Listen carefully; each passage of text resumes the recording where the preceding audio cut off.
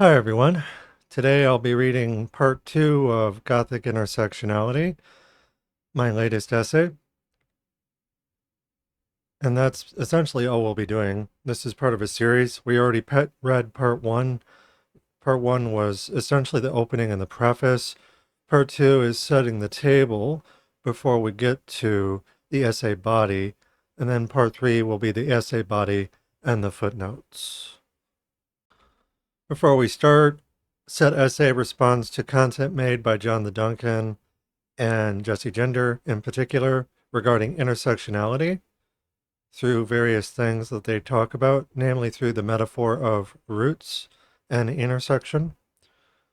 So I'm responding to Duncan and Aspinall's The Hidden Roots of Neoliberal Fascism and Jessie Gender's The Graham Platner Allegations Have Leftist Men Telling on Themselves. However, that was sort of the starting point, and I'm going to be referencing a lot of other things besides, including a bunch of stuff from my own work. Also, this is largely a finished script, but I am continuing to make changes to it, little tiny changes, as I record it and read it in parts. So I want to talk about that next.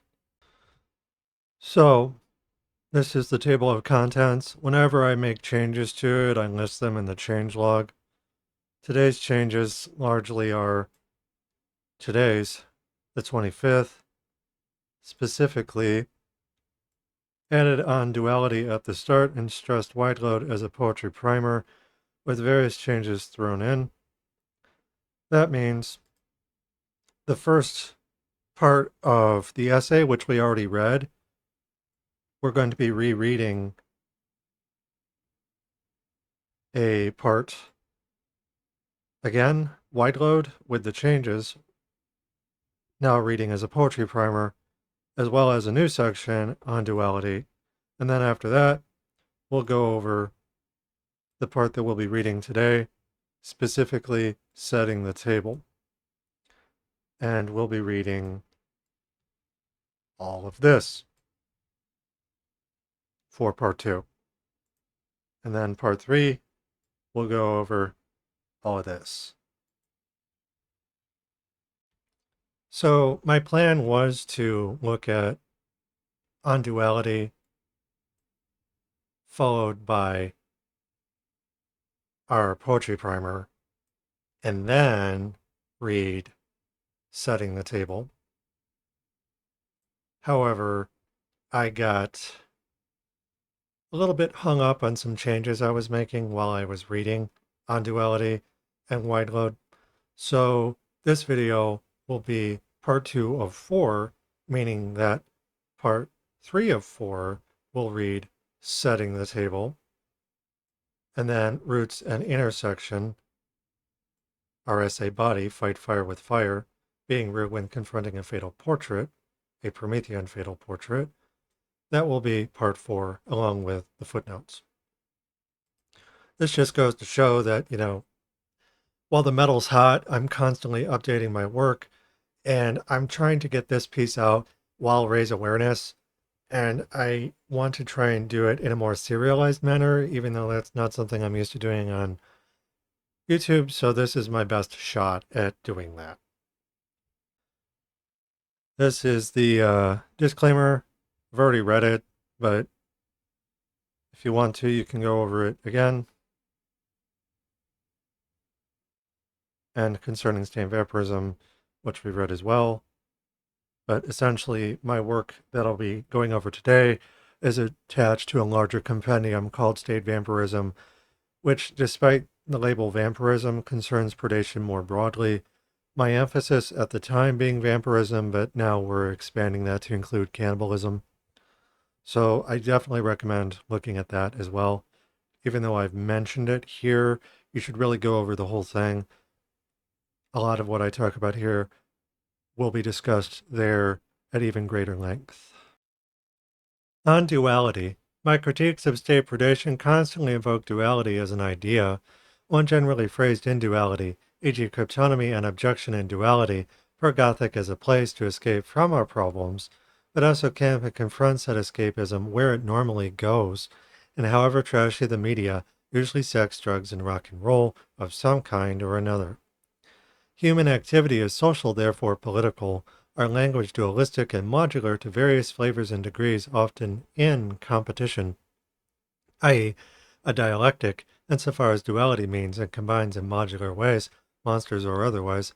Different things mean different things depending on the usage and why, the form and the function, e.g., socialism when used in good faith or bad, our brand thereof versus, say, Hitler's National Socialism, aka the Nazis.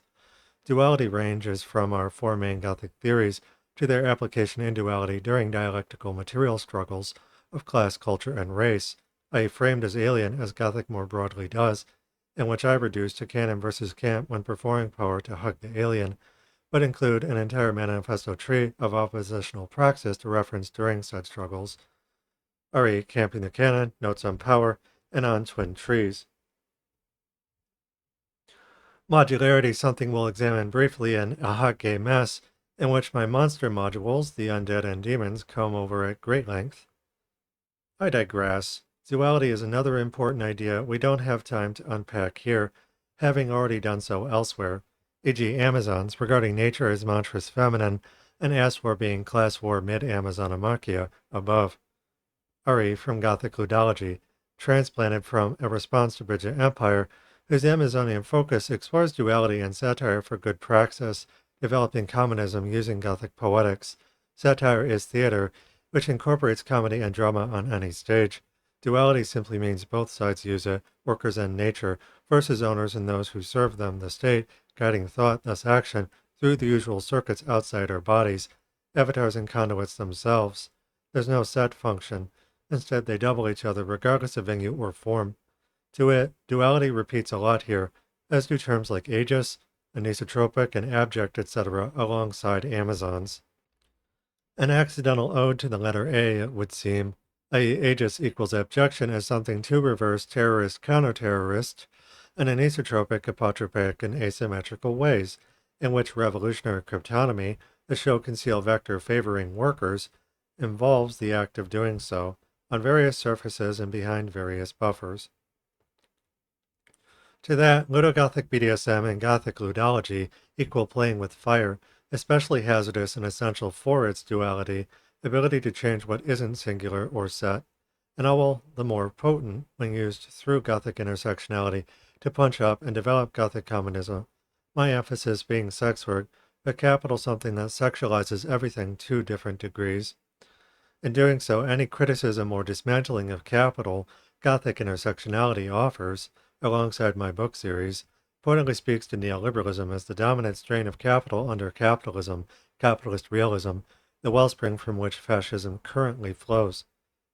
Capital, specifically neoliberal capital and fascism versus Marxist-Leninism, which I examine elsewhere, is this paper's focus. State cannibalism, synonymous therein with state vampirism unto a broader predation and its realism, treating liberation of nature as end of the world, thereby distracting from the owner class and their supporters, having caused climate change, aka state shift. Intersectionality matters, our focus being Gothic intersectionality through different kinds of work. Gothic communism, a holistic discipline. This includes sex work, i.e. married to ecology and BIPOC rights, the rights of disabled people, furries, etc. as eco-socialist on the aegis, our poetry through our bodies below, e.g. my partner, co-writer Bay Ryan, working with me my theories while shaping them, and a shared cultural understanding of the imaginary past. The wisdom of the ancients and the ancestors in Gothic and indigenous studies, one that combats state predation through Gothic intersectionality, therefore state shift, aka climate change. My husband, a mildly Irish ecologist and disabled theory and sex worker, having continuously shaped my research, Ari as co-writer of our book series, and despite operating as eco-socialists before crossing paths, e.g. my work on Tolkien, including his blanket racism, selective environmentalism, which Bay, being indigenous and from New Zealand, had thoughts on regarding Jackson's films that shaped my own. And New Zealand, R.E. Peter Jackson cannibalizing the Marley and New Zealand labor at large to chatelize BIPOC and smash unions. Vaudeville is vaudeville, and taking state pay without adding irony is ultimately still betrayal, race or otherwise. the pimping of one's own culture under generational trauma turned into power fantasies for the colonizer group, middle class in the global north. Source, Dead on Arrival. With disabled theory and sex workers, all being things the state, specifically fascism, calls useless eater, a verminizing tactic used by nominally socialist groups acting fascist, e.g. Bad Empanada above, viciously targeting my friends.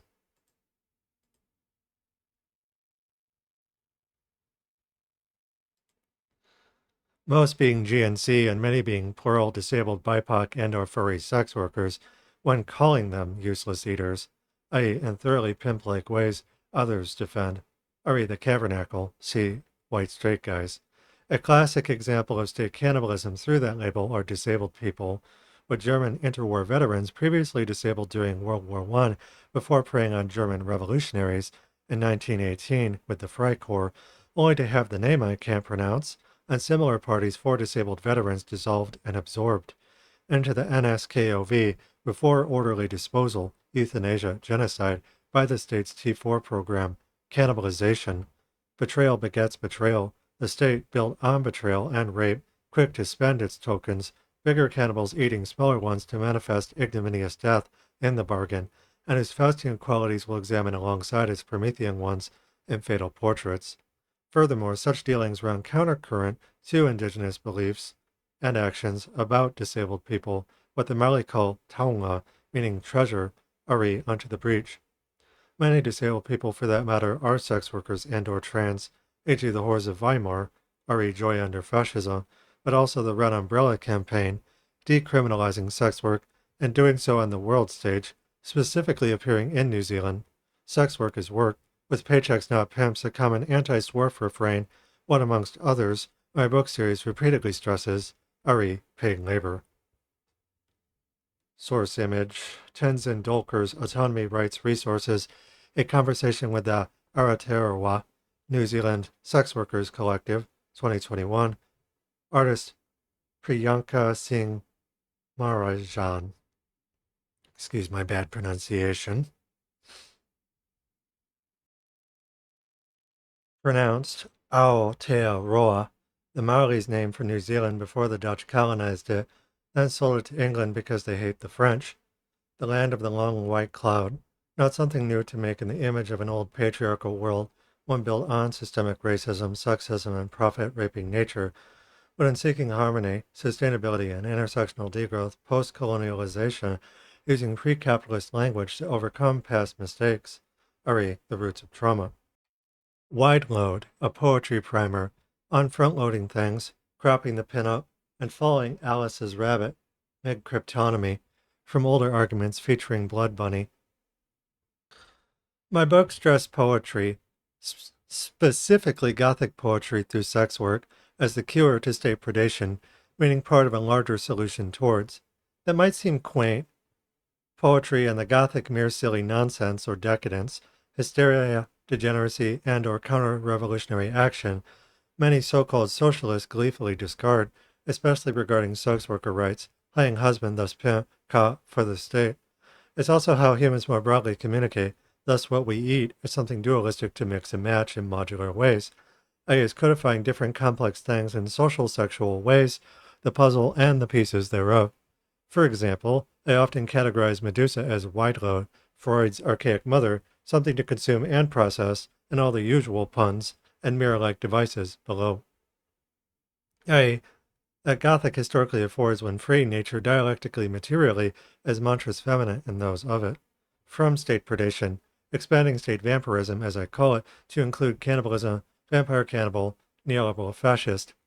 To that, Alice was a rabbit, the abject thing to chase and eat that, when consumed mid-cryptonomy, often in cannibalistic language, also below, artist S.U. Rock's source Humanizing the Harvest, transforms radically our view of the world and those dark and whose dark, uncanny, and wasp-like qualities tied to Gothic intersectionality we'll unpack as we go, the things being cannibalized in ways to further or reverse state predation.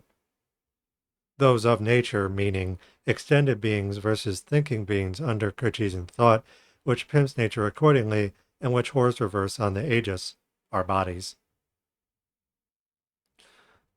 This generally happens in transformative ways by aligning our senses, combining things oxymoronically like food, buildings, people's bodies, sex and force, etc. Doing so returns to ancient, neo-medieval ways of organizing perception during Gothic BDSM, when regarding nature and the world, therefore people, as ontologically and epistemologically fluid, allergic to binaries, poetry equals play, and play equals thought, and which Cartesian divisions have thoroughly abandoned to blind workers to state predation, chattelizing the globe. My poetry module as a whole. See footnote 5. This primer introduces my work, whose dualistic poetics modules regarding sex work we can't fully unpack, e.g. abjection and cryptonomy. Refer again to my Amazon research, which includes the Gorgon extensively per nature as monstrous feminine, i.e. to cryptonymically further reverse abjection with. Instead, this essay works like an onion. Preface highlights said work's wider scope and gives additional ideas and authors to consider, i.e. as Gothic intersectionality contributes to, unpacking certain things to some degree as we go, e.g. duality and magic potions, seeds, radical transformation, through consumption, etc. From there, setting the table leads to the essay body, the core, discussing capital's roots and intersection points, followed by the original prototype. All consider state predation as something to reverse along Promethean lines, two subjects I've already written extensively about. Our focus here is cannibalism, not vampirism in either direction, i.e. a black mirror whose cryptonomy in duality, all poetics being dualistic for workers or the state, re on twin trees, specifically its revolutionary cryptonomy and transgressive nudism, as Interview with the Vampire describes, footnote 10, shows different hard truths, the sort Medusa revels in. Prometheus was a cannibal eating nature as food, above.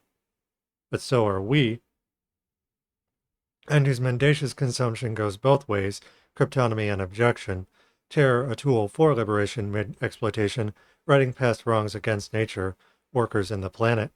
For anything we can't unpack here, the footnotes give you different rabbits to follow and holes to tumble down, food to eat.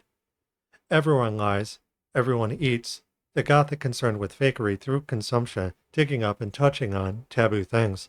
State predation does so in bad faith, to portray workers and defile nature, dividing the two and making the latter uninhabitable while blaming the former, especially the whore or those treated like whores, i.e. those who can think, capitalist realism boiling down to different oppressed groups who won't betray other groups, e.g. slutty women with brains, witches to hunt, then tokenized for testifying through survival, re policing the whore. Anti-predation includes Athena's Aegis, famously decorated with Medusa's head, what in white straight guys I call useful debt, which data essentially amounts to, and consumption the means of exchange, the tragedy of past victims, but also survivors and their ghosts. Through said displays, this includes state abuse, e.g. the weaponizing of the Holocaust and Star of David on the Israeli flag through muscular Jews, abusing anti-Semitism to uphold global U.S. hegemony through a rabid vassal state, essentially William Blum's What If regarding the Nazis had they not turned west, re killing hope. In a Radcliffean sense, the dead on the flag are skulls behind which theft occurs, but through the Gorgon, the classic target of state predation, can easily turn against the state. Our focus for worker anti-predation being sex work of a rude kind, re nothing gross, so-called hard kinks. Even so, predation equals to feed, and anti-predation to defend from feeding, which doesn't preclude feeding in reverse, e.g. imitation through disguised feeding. An owner-pet dynamic will explore during caveats. That being said, sex workers can betray like anyone, often while using the same Gothic aesthetics to play the hero and the victim in bad faith for the state, e.g. the witch, a symbol of oppression, made cop-like, i.e. by token feminism, understate predation, turfs and swerfs, re policing the whore, and witch cops and victims. This has real-world application tied to nation-states and their consumption of others, e.g. Israeli honeypots targeting alt-right content creators, read propagandists, in all the usual ways. Just as food is an ancient weapon, so is sex, or the state using such devices, sex and force, to monopolize and maintain control. Betrayal is betrayal, and these women hoeing it up for Israel give sex work a bad name. Source YouTube community post, Persephone Vanderward, 7/25/2026, in response to Chris Kunzler's Why Was Clavicular Really in Israel? Speaking of sex work, I've since tailored the images here to be more lateral in their approach, i.e. their nudity mostly hidden to make it more accessible when playing with fire. Sex equals code enacted by guerrillas of different kinds during lurking under the skin. What is or isn't nudity is entirely subjective, surviving under a Protestant ethic, i.e. one that, per all the usual contradictions capital state predation demands, e.g. sex bad, sex sells, pimping nature is sinful in service to profit, re censorship and double standards regarding sex work, or capitalism, the Protestant ethic, and passing from my Patreon in 2026. Is a bare belly or side boob nudity in the pornographic sense? That depends on context. Pornography entirely subjective under state mandates, i.e. that rape by design, legalizing sex work versus decriminalizing it to rape it sometimes because paying for it, dignifying it, is too expensive and antithetical to state predation. To that, are trans people, sex workers, and or public nudism actually killer vampires despite seemingly fighting for their collective rights? Michigan's House Bill number 4938, aka the Anti-Corruption of Public Morals Act, certainly acts like it. Such puritanical arbitrations, already bad faith, categorically enforce profit, thus rape, genocide, ecocide in Promethean ways, to protect our viewers by being advisor-friendly while the planet catches on fire, and its destroyers, the elite, happily warm themselves by the ashes versus surrender power to put out the flames. For we whores invested in eco-socialism, it's not the planet's on fire, look boobs. It's look boobs, the planet's on fire. Get your priorities straight, but also remember that exploitation and liberation share space. We commie sluts, and com or otherwise, ring alarm bells without exploiting ourselves. Predation a matter of context in duality, when illustrating consent poetically with our bodies, re illustrating mutual consent from paratextual Gothic documents. It's the elephant in the room, an albatross creating tension for those who get tense, and releasing it for those who don't. Don't blame whores for genocide, which ecocide is. Listen to them when they speak out, using what they have to speak to slices of predation at large. Capitalism far too big to tackle in one go and or alone, with Gothic intersectionality focusing on Prometheus and transformation to punch up with during mendacious consumption, while Gothic ludology stresses a weapons and armor nudity of Gorgons and Amazons to basically do the same thing.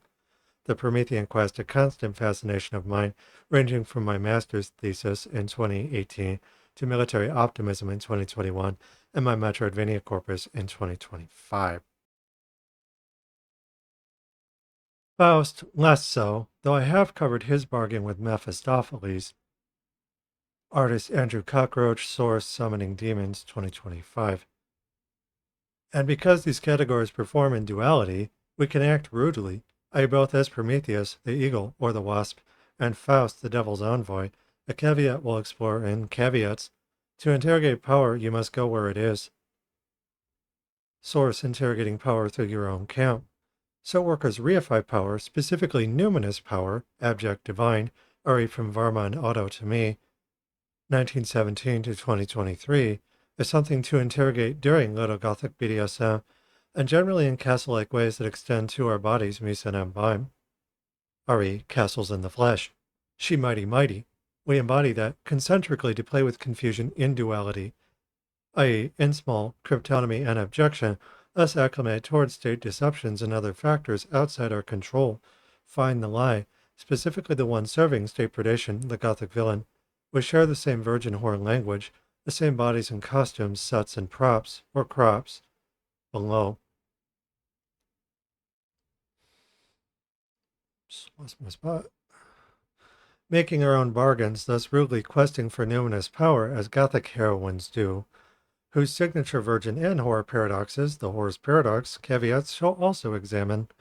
Doing so overlaps with our foes, sharing the same road, e.g. the liminal hauntology of war, what I call danger disco, metaphorically a traveling castle, one that chronotopically moves through time, speaking to capital's boom or bust predation. Navigating and clarifying such things under capitalist realism encounters a holistic study previously undergone, students and specimens, Returning and reflecting upon old points after assembling them is a powerful way to understand larger structures and patterns, especially if they're designed to conceal themselves through subterfuge, valor, and force. It's what holistic study, the foundation of this book, is all about. Source, shining a light on things. Such is Gothic communism, therefore Gothic intersectionality. We walk in ghostly footsteps, i.e. Caesar and the Gorgons, a Caesarean numinous and communist palliative numinous, the latter isolated by Derrida alongside Creed's work in 1993 as Spectres of Marx, then by Castracana in 2001, Cryptomimesis, the Gothic and Jacques Derrida's ghost writing, speaking to Writing with Ghosts, which I expand in 2023 to monsters of all walks, in which horrors classically monsters embody and carry in upon themselves and their mirrors below. I digress. These images are cropped, hiding genitals and female nipples. White female nudity are focus here. My book series at large, including GNC and or BIPOC bodies, e.g. My Husband Bay Ryan, shown earlier and deeper in, alongside many other queer non-white models of the 100+ volunteers my book series features. Should you click on them, though, the truth of these beautiful liars, telling truth with lies, of a feast for the eyes cake-like sort, to free worker minds, ranging from Plato's Shadows, Simulacra, to Milton's Darkness Visible, and Satan, to Swift's Splendid Mendax, to Shelley's Creature, to my revolutionary cryptonomy reversing objection, shall then show the truth fully nude. To that, the state, white, straight, and male, therefore heteronormative, secular, colonial, and Cartesian to monopolize violence, terror, and monsters, blames and rapes nature as horror for state abuse, the oldest struggle, the oldest monster blowing the whistle. We give nature a voice on the aegis. Gothic communism, a dialectical material approach communicating holistically through food and lies, re mendacious consumption, during Little Gothic BDSM, to engender Gothic intersectionality for the whore's revenge, preventing rape in frankly poetic ways that speak honestly about with sex as a social sexual practice, e.g. Bunny above and below is ace, re the finale. This happens by challenging all bigotries, e.g. racism, sexism, ableism, transphobia, etc., as part of an intersectional problem, needing intersectional solutions, camping canonically trashy things, sex, drugs, and rock and roll. No scapegoats, no homeless whores, only free ones. Sex work is work. It's a world revolution, you see, and one only starting small, a grower, if you will, Medusa the shower in more ways than one. Pushing class war as ass war for Gothic maturity in the bargain, with ass war meaning the liberation of sex work, therefore all work, through revolutionary struggle, i.e. hugging the whore as alien, seeking revenge through unity, illustrating mutual consent with other objective workers, and Gothic maturity meaning the ability to say healthy things through taboo language during Little Gothic BDSM, i.e. while pushing for intersectional solidarity and consciousness, developing Gothic communism, thus universal liberation, through various creative successes that collectively overcome praxial inertia, division, dormancy, and betrayal. Potato, potato. Gothic intersectionality stresses that, mid-intersection and on the aegis, our terrifying bodies scaring the pimp-like system to a halt. When the man comes around, show him your aegis. Source, it began with a whisper. Aegis equals Black Mirror, reversing objection during revolutionary cryptonomy. The truth will be revealed. Alice and all rabbits, avatars of the Gorgon, the numinous, any gender, homewrecker, reversing state predation, cryptonomy, and objection. Dark oracles scratching Prometheus in anti-predatory ways to expose the house of pain, of rape, he built on their backs, rattling the pit and reversing cryptonymically the terror-counter-terror binary mid-objection is entirely the point, with her terrifying powers, as Creed puts it, from Medusa as Queen Bee to her scary offshoots below. None of this occurs through a fair fight, anything goes being the state's default, so that is likewise our baseline, seeking to survive their predation as tricksters, imposters, shapeshifters, what have you, hard bitches, soft bodies. All is par for the course. Classically, a woman or anyone treated like a woman, the whore is always on the back foot, or her back, her knees, while being forced to defend herself from the crimes the state pimps onto her, as something to eat, cake, or otherwise. It's a larger refrain and a smaller one. A dialectical material chorus speaking here to a dialectic of the alien, which Medusa is, and what whores in general symbolize. as something to hug and believe, re appellative numinous, see hugging the alien. Doing so exposes the truth of the system as predatory, something not simply vampiric from Marx, but cannibalistic from Dutt.